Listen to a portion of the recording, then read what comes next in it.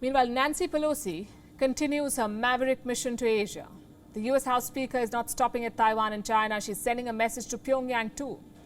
Nancy Pelosi was in South Korea today. She paid a visit to the demilitarized zone, the de facto border between the North and the South. And she has vowed support to denuclearize North Korea. But South Korea's president is distancing himself from Pelosi. Yoon Suk-yeol, the president, was in Seoul when Pelosi visited, but he did not meet her. His office said the president is on a holiday. Why is South Korea's president avoiding the US House Speaker? Our next report has the answers. Nancy Pelosi is on a mission. After a controversial trip in Taiwan, she reached South Korea. The US House Speaker kicked up a storm in Seoul, too. Pelosi visited the Demilitarized Zone, or DMZ. This is a heavily fortified border. It divides the Korean peninsula in half. It is 250 kilometers long and about 4 kilometers wide. In 1953, the two Koreas signed an armistice agreement. It ended the hostilities of the Korean War. The DMZ was a product of that pact. Effectively, this is a buffer zone. But it is one of the most tense and dangerous borders in the world.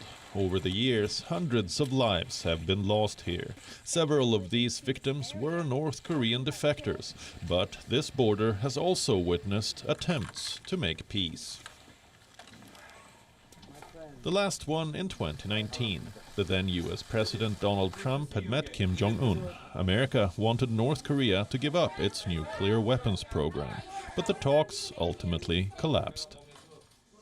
Pelosi is the highest-ranking US official to visit the DMZ after Trump.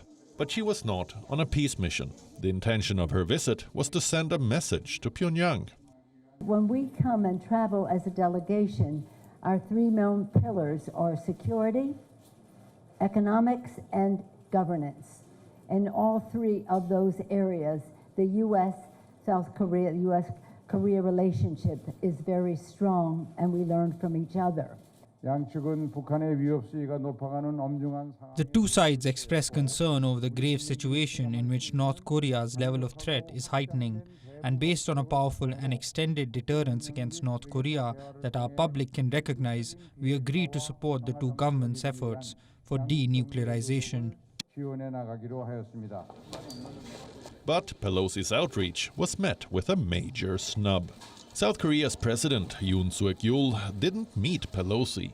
The president didn't even send a delegation to greet her. Why is Yoon avoiding Pelosi? Seoul said the president is on a vacation this week. However, he did give Pelosi a phone call. They talked for a long time about diplomacy, defense, technology cooperation, youth, women, and climate change issues. Pelosi's delegation is scheduled to visit the Panmunjom JSA area.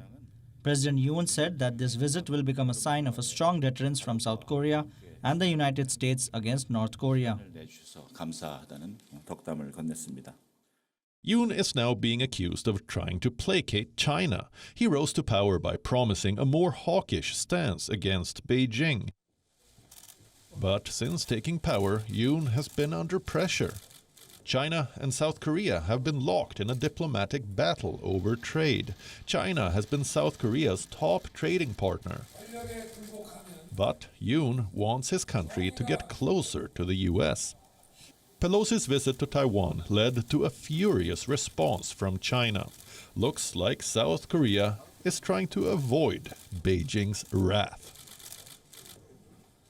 WION is now available in your country. Download the app now and get all the news on the move.